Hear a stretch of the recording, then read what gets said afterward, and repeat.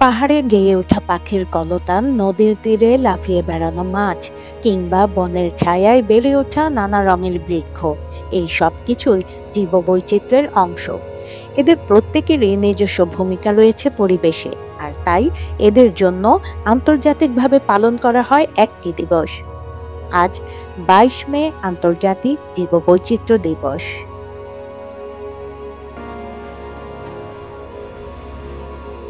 জীববৈচিত্র্য বলতে বোঝায় পৃথিবীর সব ধরনের জীবের, উদ্ভিদ, প্রাণী, অণুজীব এবং এদের বাস্তুতন্ত্রের পারস্পরিক সম্পর্কের বৈচিত্র্য।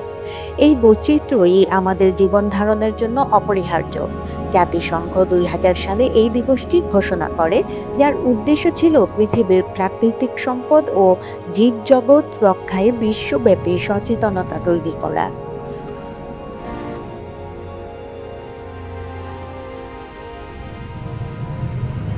তবে দুঃখজনক হলেও সত্য, আজ জীববৈচিত্র্য ভয়াবহ হুমকির মুখে। বন উজাড়, জলবায়ু পরিবর্তন, দূষণ, অতিরিক্ত শিকার ও শিল্পায়নের কারণে অনেক প্রজাতি ইতিমধ্যে বিলুপ্ত হয়েছে, অনেকে আবার বিলুপ্তির পথে।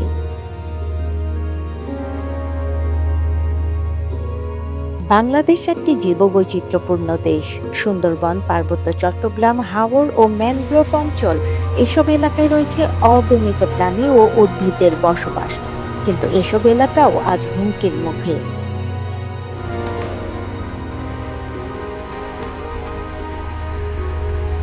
আন্তর্জাতিক জীববৈচিত্র্য দিবস শুধুই একটি আনুষ্ঠানিক দিবস নয়, এটি আমাদেরকে স্মরণ করিয়ে দেয় যে প্রকৃতি আমাদের জীবন ধারণের মৌলিক ভিত্তি। আমরা যদি জীববৈচিত্র্য ধ্বংস করি, তাহলে নিজেদের ভবিষ্যতও ধ্বংস করে ফেলব।